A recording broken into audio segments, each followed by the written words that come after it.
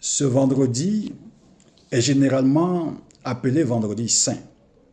Il a ceci de triste et de troublant qu'il captive tous nos regards et les oriente vers la vie d'un homme.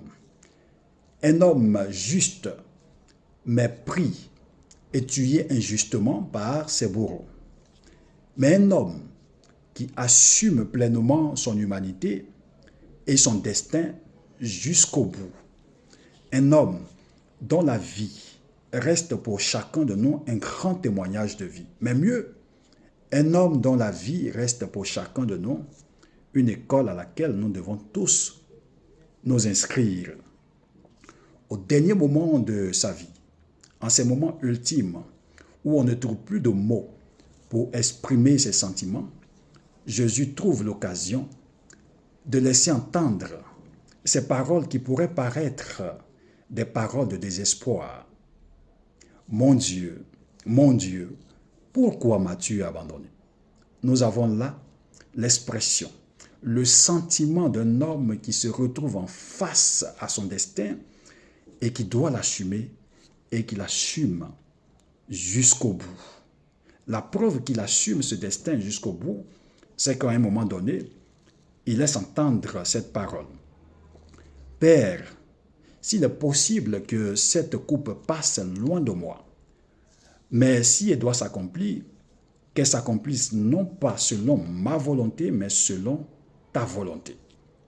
Et comme si cela ne suffisait pas, en ces moments difficiles, terribles, où on ne trouve plus de mots pour exprimer ses sentiments, Jésus trouve l'occasion, là encore, d'offrir le pardon à ses bourreaux. Père, pardonne-leur, car ils ne savent pas ce qu'ils font. Quel charisme, quel homme, quelle détermination. Sacré Jésus. Je crois bien que tous ces grands hommes qui ont pu inscrire leur nom du bon côté de l'histoire et dont les noms sont restés gravés dans la mémoire des hommes à jamais, ont été à l'école de ce Jésus de Nazareth. Je veux citer ici Nelson Mandela, Thomas Sankara, Lumumba, Martin Luther King, Abraham Lincoln. Tous ces hommes se sont inspirés de la vie de Jésus.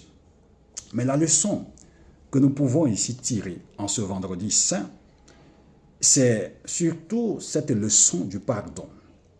Offrir le pardon à ses bourreaux, à ses offenseurs, ce n'est pas un acte de faiblesse. Jésus nous indique clairement ici que offrir le pardon, c'est la marque distinctive des grands hommes.